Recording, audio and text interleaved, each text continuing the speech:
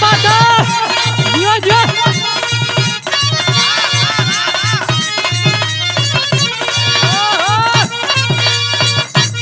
क्या बात है जियो मास्टर।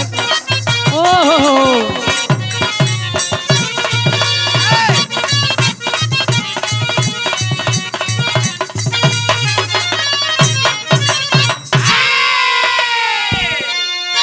अच्छा बाबूजी, हम भोजपुरी बिरहा गायक उमेश लाल प्रजापति अपने साथियों के आवाज में पुनः एक बिरहा आप लोग के बीच में भेज रहे हैं। आशा है आप लोग प्यार दुलार आशीर्वाद देंगे और इस बिरहा को पसंद करेंगे। पूरी बिरहा में जो बात मैंने नहीं बोला था आज मैं आप लोग को बोलने जा रहा हूँ। जब भी हमारे बिरहा के सुनो तो भैया चाचा चाची एक बार ये चैनल के सब्सक्राइब कर ले और बिरहा कैसन लगल ओके कमेंट करके जरूर बताइए। हमारे साथ संगत कर रहे ढोलक के बहुत मशहूर कलाकार ओम प्रकाश भाई और टेरी पे बड़े भैया छोटे लाल और हारमोनियम के बहुत सुंदर वादक शिवराज भाई और उनके बगल में ही टेरी पर जेकर नाम एकदम पूरा बिरहा जगत में घुसता है। अक्सर कई के लेडिसन में ज्यादा बोले न फेंकू भाई के साथ मैं आप लोग के बीच में सभी साथियों के साथ आप लोग के बीच में पुनः एक बिरहा भेज रहा हूँ। आप लोग इस बिरहा को भी प्यार दुलार आशीर्वाद दीजिएगा। 4 लाइन भूमिका में भाव लगल मास्टर।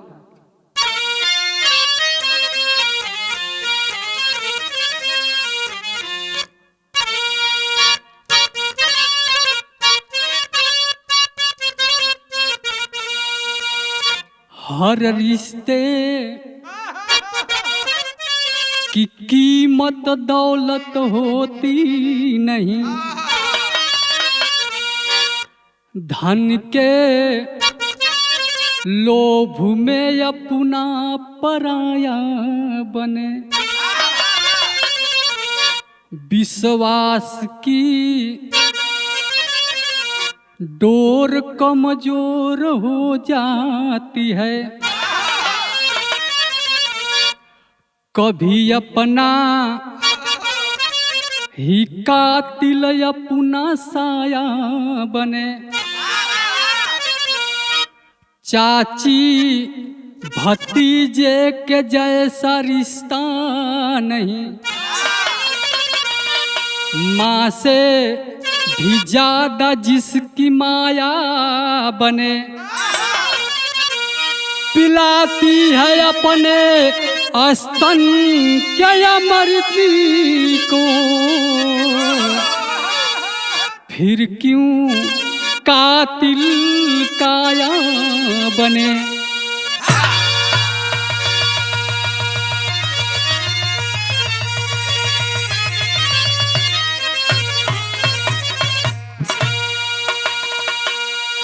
ए बाबूजी, हर रिश्ता दौलत से ना चलेला, हर रिश्ता का मान्य दौलत ना होले, लेकिन आज के जमाना में कुछ लोग दौलत के ही रिश्ता बनावला। तोरे पास धन है तो तो से बोली है बतिये जान जी फेंकू भैया की छोटे लाल भैया के पास कुछ ना है तो मुंह घुमाए के चल जाइ है। तो ऐसा ना हो के चाहे कुछ रिश्ता ऐसा भी होला कि अपने बाप मतारी से भी ज्यादा लगाव होला, लेकिन वही रिश्ता में धोखा हो जाला। कवि जी बिरहा के अंदर बहुत सुंदर गजल का संकेत करता हूँ मास्टर।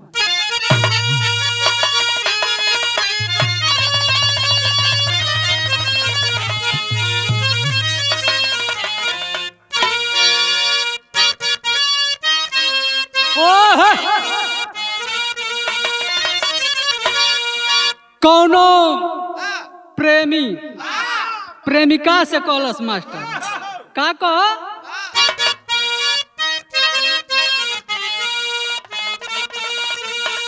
यह कह आज जी रहा हूँ लाश बन के,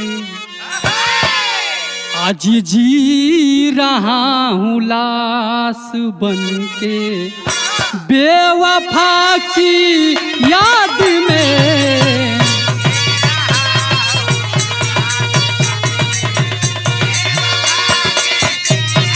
क्या बात है।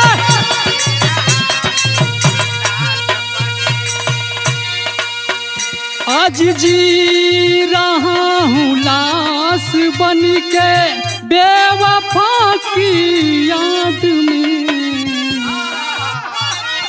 आए खुदा तू मौत बख्शो, आए खुदा तू मौत बख्शो, बंदे की फरियाद में। आए खुदा तू मौत।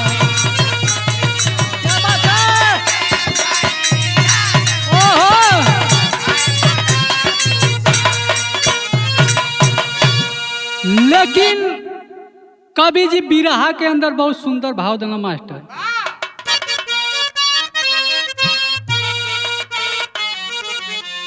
आज रो रहा है हर रिश्ता, आज रो रहा है हर रिश्ता, इंसान के व्यवहार पर रो रहा है। क्या बात है।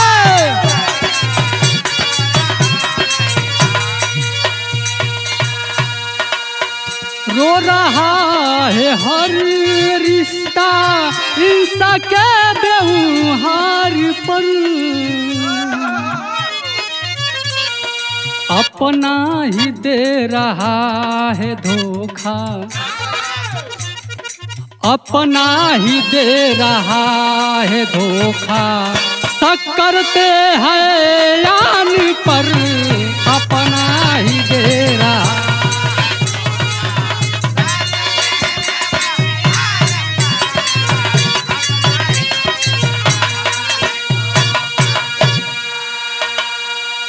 रो रहा है हर एक रिश्ता इंसान के व्यवहार पे, अपना ही दे रहा है धोखा, हम शक करते हैं आन पे, जे के आपन जनबा हुआ तो के धोखा दे। यही जग से कहानी का शुरुआत भइल मास्टर नजम लगा।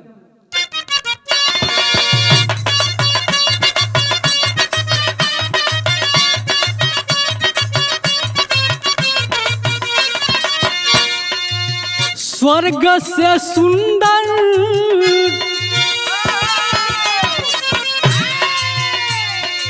स्वर्ग से सुंदर नारी घर को बनाती है, स्वर्ग से सुंदर नारी भवन को बनाती है, करके शादी जब दुल्हन बन के आती है।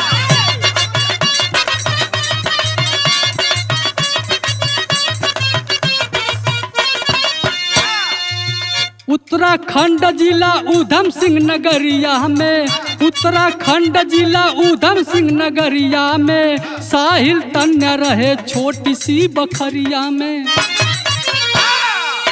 भैया भाभी दोनों दिल से कुछ दूर रहे, था छोटा भाई लेकिन मजबूर रहे।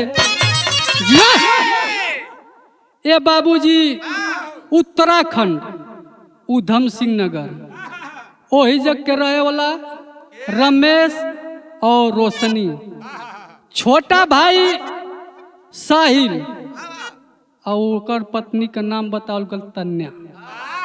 बड़ा प्यार बा परिवार में, लेकिन ये बतावल जाला कि जहाँ सुख रहेला वही जग दुख भी आवला। जब वो परिवार में धीरे धीरे कुछ दिन बीतल, बिरहा में कवि जी बड़ी सुंदर गीत का संकेत कैलन।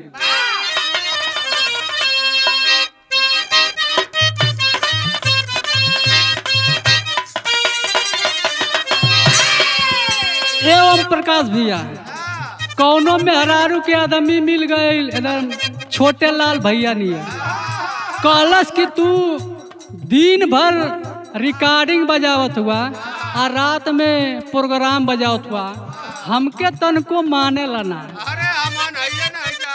लेकिन कहना छोटे लाल भैया ना हो रानी ऐसा कोनो बात ना, हम तो के कितना मानिला ला सुना। का कहलन रानी मोर खजनमा हो,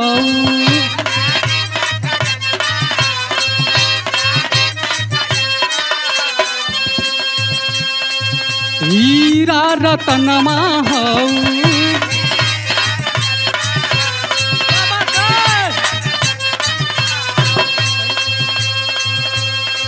रानी मोर खजनवा हऊ, हीरा रतनवा हऊ। साच कहतानी तोही, साच कहतानी तोही, दिल के धड़कनवा हऊ।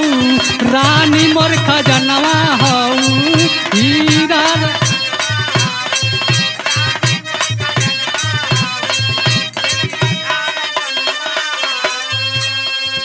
लेकिन बिरहा के अंदर का होत, साहिल के बेमरिया धरी,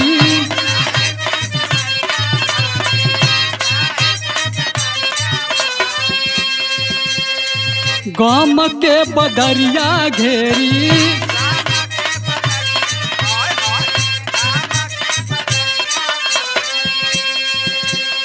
साहिल के बेमरिया घेरी, गम के बदरिया घेरी। खतरा में पड़ल जनवा, खतरा में पड़ल जनवा, चिंता में गुजरिया पड़ी। साहिल के बेमरिया धरी,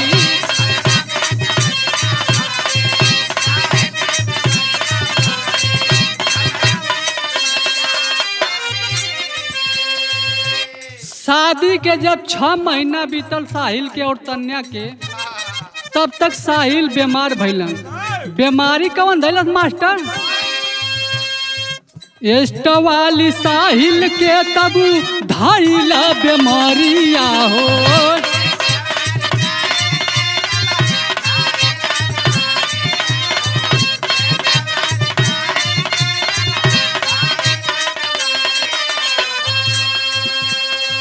जे भी सुने माना माना, जे भी सुने माना माना, देला सब गरिया हो।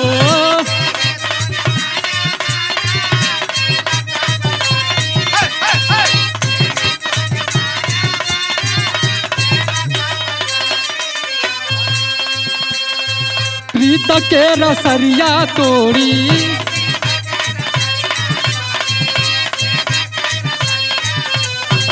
चली गईल दुनिया छोड़ी।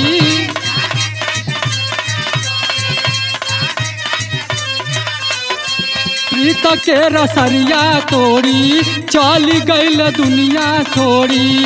खतरा में पड़ल जनवा, खतरा में पड़ल जनवा, चिंता में गुजरिया पड़ी। साहिल के बेमरिया धरी, गम के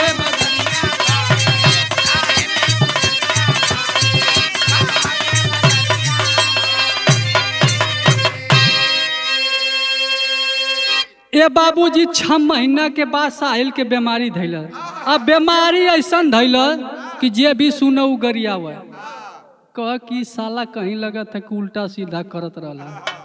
ई रात भर गायब रहत रहला, लगा था कुछ गड़बड़ हो गल। उनके बीमारी कौन रहल? टेस्ट का 2-4 महीना चलल दवाई। गरीब आदमी उतना पैसा कहाँ पावे, अच्छा से इलाज ना भइल। साहिल ये दुनिया के छोड़ के चल गेल। और जब दुनिया के छोड़ के चल गेल तो ओ समय का भाव कवि जी विदेशिया में देथु मास्टर।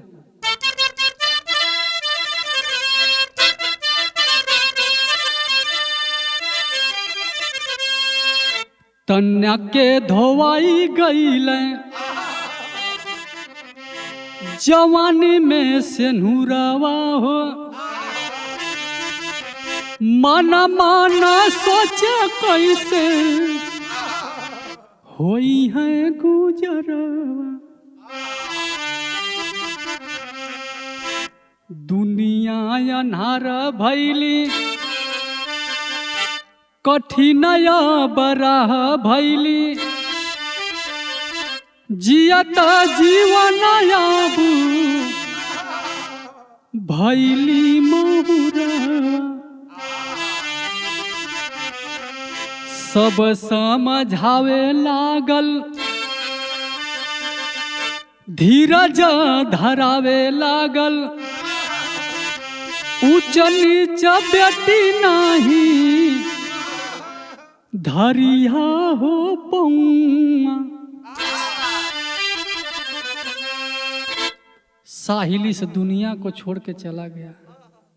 लोग समझावे तन्या के देखा तो हर पति ना हुआ ये दुनिया में ऐसा काम करिया जौने से लोग तो के याद करा तो के गरियावला कि एकर पति ना आते ही उल्टा सीधा काम करत है। लोग अच्छा जे रहल तो यह समझावा आ जेकर नियत गलत रह तो ऊ तो मजबूरी का फायदा उठावल चाहा। लेकिन धीरे धीरे जब कुछ दिन बीतल तो होत का मास्टर यहाँ गीत लगल।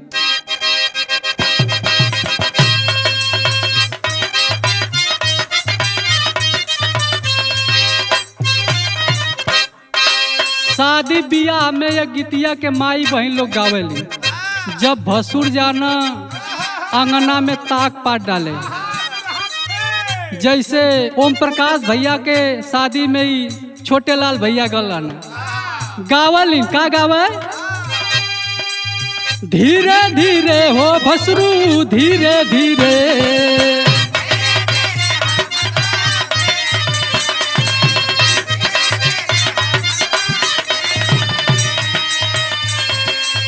धीरे धीरे हो भसरू धीरे धीरे, हमरा मरवा में यहा भसरू धीरे धीरे।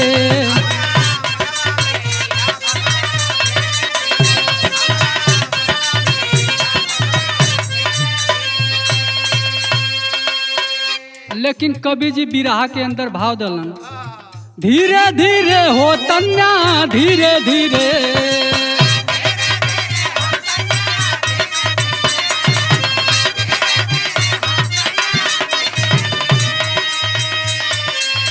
धीरे धीरे हो तन्या धीरे धीरे, लगली दुखवा भुलाए तन्या धीरे धीरे।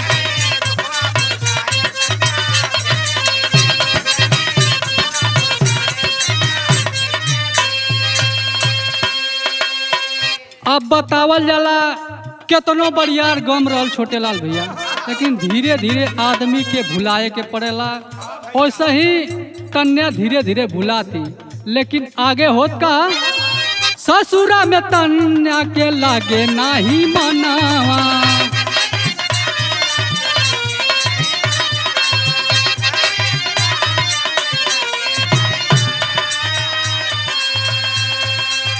जाए खातिर माई के हो कैली पयना,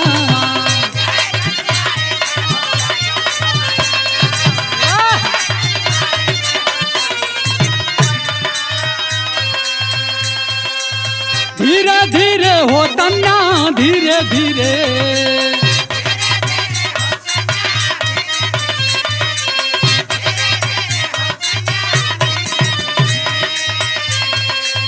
धीरे धीरे हो तन्या धीरे धीरे, बात दीदी से करे तन्या धीरे धीरे।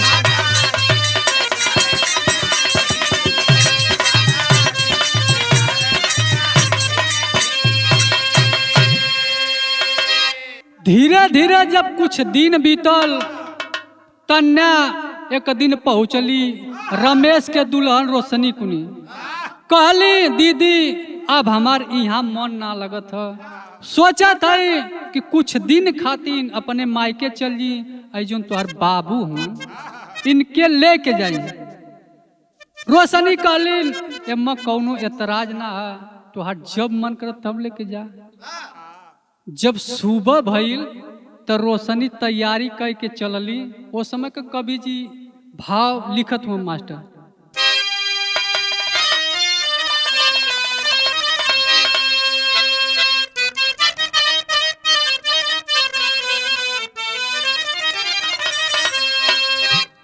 कौनो प्रेमिका कह ए जमाना में प्रेमी प्रेमिका पर विश्वास ना करत हुआ, प्यार भी करत हुआ तो डरत हुआ, कहे से कि डराम में कसाए के परत है। यही से कौनो प्रेमिका अपने प्रेमी से कह, अपने प्रेमवा के जाल में फंसाई के अपने प्रेमवा के जाल में फंसाई के ए राजा हमके भूला जइबा का।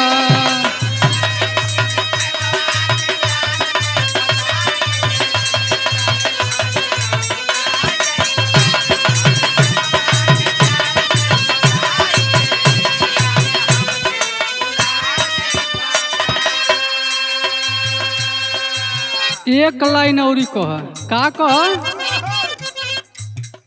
अपना सोना के क्रिया धराई के अपना बाबू के क्रिया खियाई के ए राजा हमके भूला जइबा का।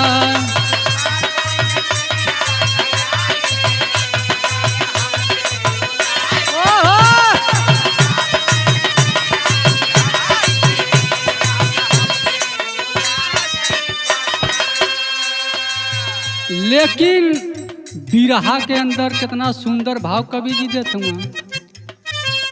तन चलली हाँ बिट्टू के लियाई के तन चलली हाँ बिट्टू के लियाई के बरस नैना से आंसुअन के धार।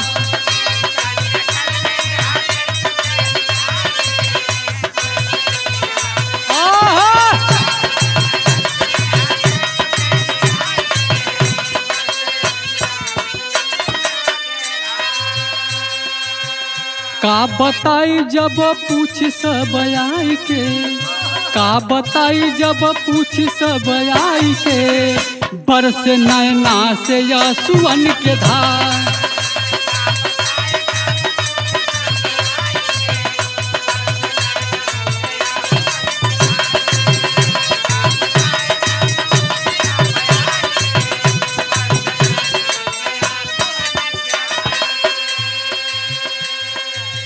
तन्या सोचत है कि अपने नैहरे जात हैं, लेकिन ये दुख में जात हैं। सब आए के पूछी कि तोहार पति कैसे मरल हैं, तो का जवाब दे कि एट से मरल हैं, तो लोग का सोची। लेकिन का करें, मूड बनल बा, दुख कुछ कम करे बदे अपने मायके का राह धय के जब कुछ दूर पहुँचल ही तब का होता मास्टर।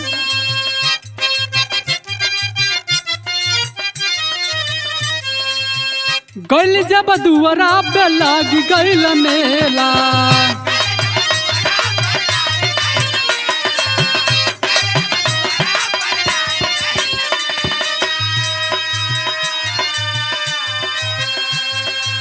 सब ही सवाल करे सुने नी अकेला।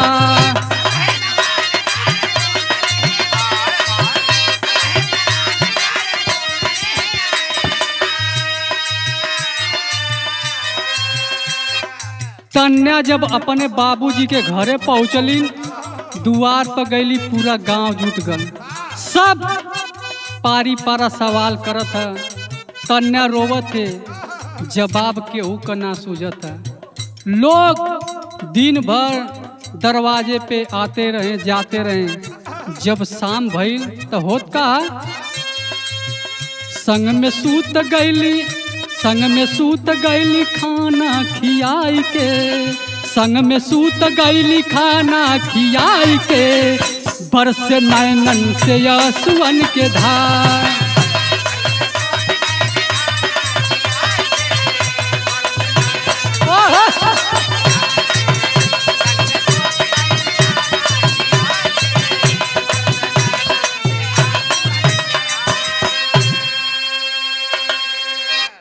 जब शाम भइल, तन्या खाना खैलिन और बिट्टू भी खाना खैलस, जो कि भतीजा था। और दोनों चाची भतीजा एक ही चरपाई पे सो जाते हैं। 15 साल का बिट्टू था। जब रात का 12-1 बजल, तन्या लगल बिट्टू के साथे छेड़छाड़ी करे। धीरे धीरे 2-4 मिनट बीतल। तो आजकल का 15 साल का 12 साल का लड़का बहुत तेज हो जाता है। बिट्टू कैलाश का कि अपने चाची का इरादा समझ गई आ समझ गए कबारी में भर के और लगल फेंकू भैया, ओठ में वो डाल के चूसे और आगे बढ़े लगा। आग जब बढ़ गई दोनों सीमा पार कर गए और दोनों जो चाची भतीजा थे नाजायज संबंध में हो जाते हैं। अब नाजायज जब संबंध में भइलन तो वो समय का भाव कवि जी टेरी में देतुआ। अरे मोरे राम तन में तूफान आ गया, चाची भतीजे का डोल गया ईमान, अरे ईमान, अरे ईमान। चाची भतीजे का डोल गया ईमान, तन में तूफान आ गया। दोनों का ईमान डोल गई और सीमा को लांघ गए। 5 दिन तन्ने अपने मायके में थी और 5 दिन बिट्टू को लेकर साथ में सोती थी। 5 दिन खूब मजा लेना सो। जब 6ठवा दिन भइल तो होत का मास्टर यहाँ गीत लगल।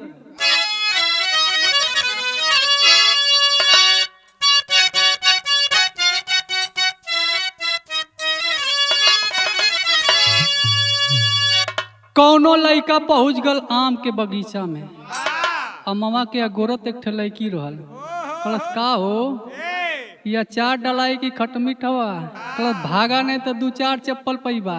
कह बाटा बाटा गोरी बटले 1000 पैबू, बाटा बाटा गोरी बटले 1000 पैबू, नहीं बटाबू तो का ये करे अचार नहीं बू।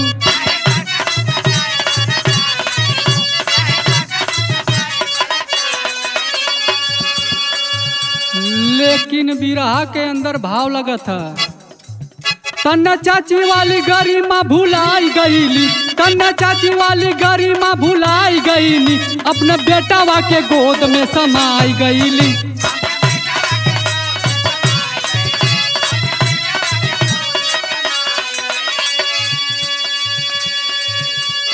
पाँच दिन मजा ले लिया के नई हरवा,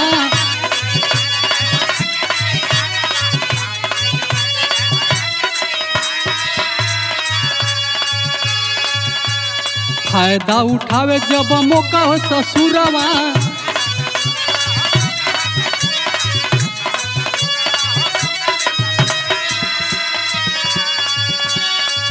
एक दिन रंगे हाथे रतिया धराई गईली, एक दिन रंगे हाथे रतिया धराई गईली, तन्ने चाची वाली गरिमा भुलाई गईली।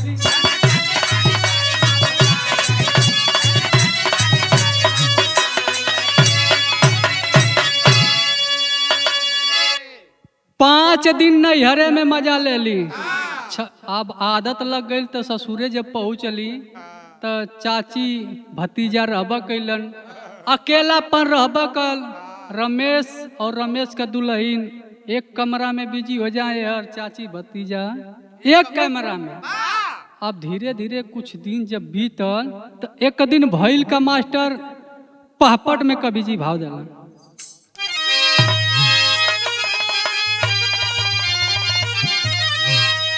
अरे माई सोच कहाँ गईल मोर ललनवा जनवा गार में, अरे माई सोच कहाँ गईल मोर ललनवा जनवा गार में, खोजे चलनी घरवा से बहरवा जनवा गार में।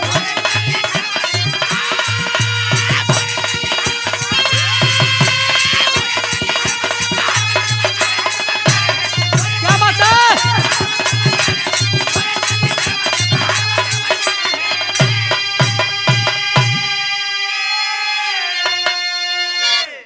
एक दिन सुबह के टाइम बिट्टू के लेके तन्या रूम में हो जाती है। यार बिट्टू की माँ जो थी रोशनी खोजते खोजते परेशान हो गई। चलल सिवान में खोजे, दोस्तन से पूछत थे लेकिन कोनो पता ना लगा था मास्टर। खोज खोज के जब सुबह से भइली शाम हो, तन्या लग गई माई मनयापन मार हो। आँख में आंसू देखा जब नंगा तनवा जनवा गाढ़ में, खोज चलली घर से बाहर मयानवा जनवा गाड़ में सुबह से जब शाम हो गई खोजत खोजत जब पहुँचली तन्या के लगे जब दरवाजा खोलवौलिन तो देखें कि दोनों नंगा तन अपन बेड पर पड़ल हुआ। माई जब देखली तो आंख से आंसू आवा लगा। बाहर कलयुग की नारी किसी भी रिश्ते को बस बकस नहीं रही है। वाह वाह, कवि जी बहुत सुंदर भाव आल्हा में देना मास्टर।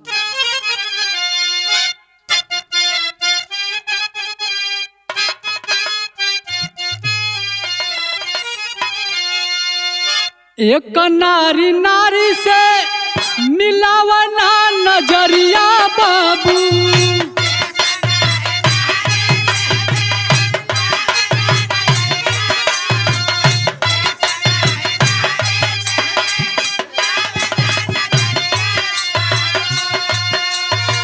जब ओकर बारे में सही जान जा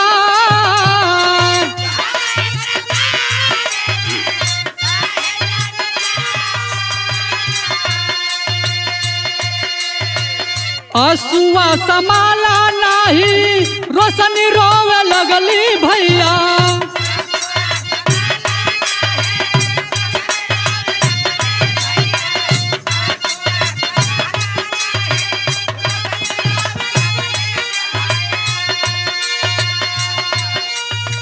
रमेश पूछ कौन हो दुखवा तो के बाद,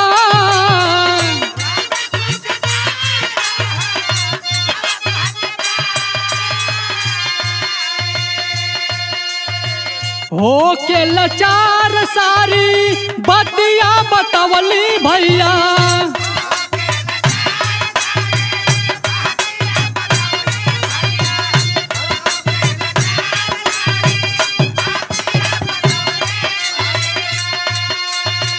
बेटवा तोहार अबू तोहर नहीं बा,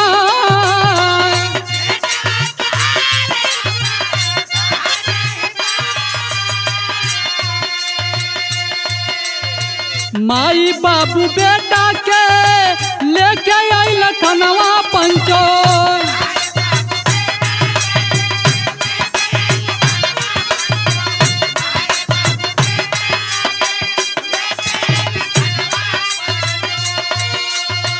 सारी कहानियां हो दिहल सुना,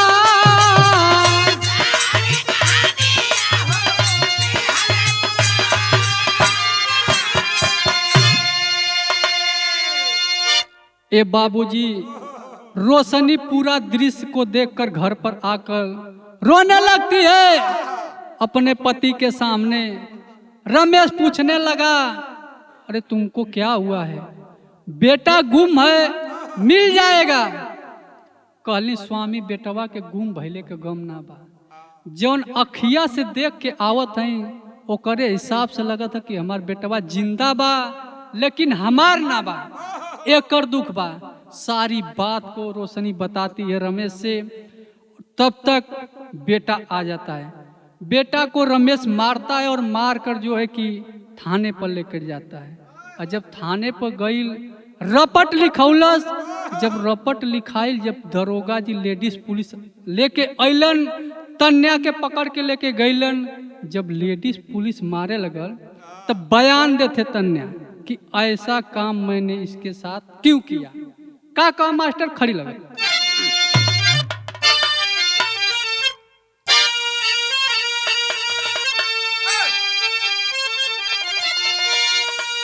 और हमारे पति के साहब लूटल सारा धन, अब बदला लेवे खातिर मारल चली इनकर जानवा।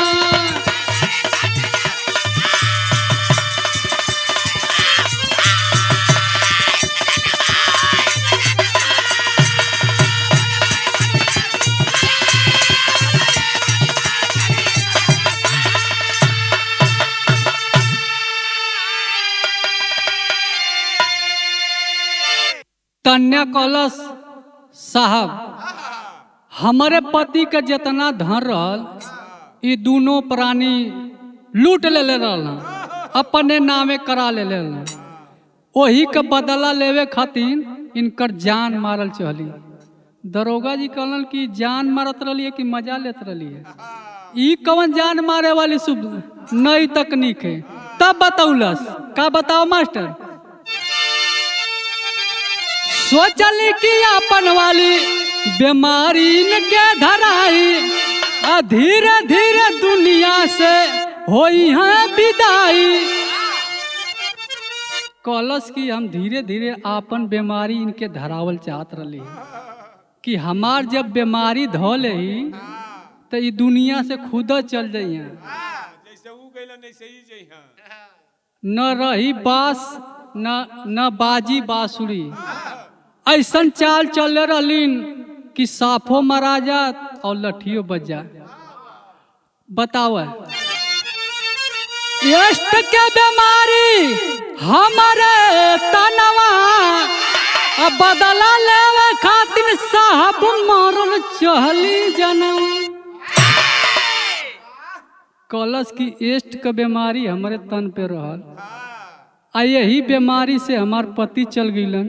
आई नहू के जब धल ले तो खुद चल जैते। आगे का होत मास्टर।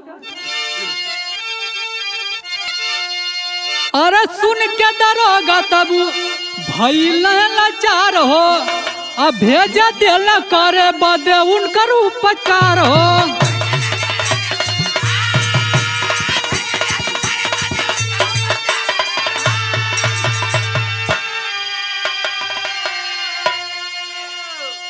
अरे तो जमाई बाबू का होई है रमवा, अब बदला लेवे खातिर मारल चली इनकर जनावा। क्या बात है।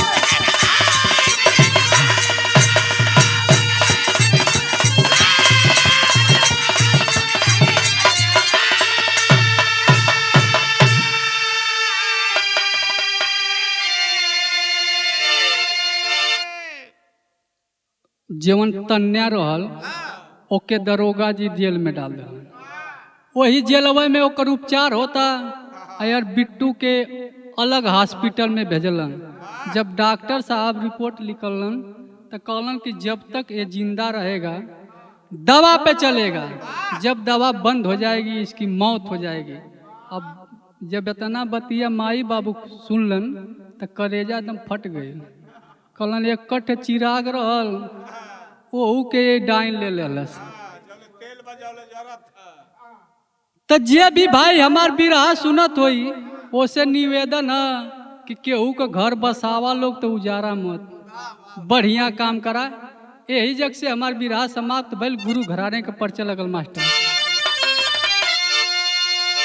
गुरु बिहारी गुरु गणेश जस करनी तस भरनी, कभी चंद्रिका रामदेव तब पार हुए बैतरनी हो।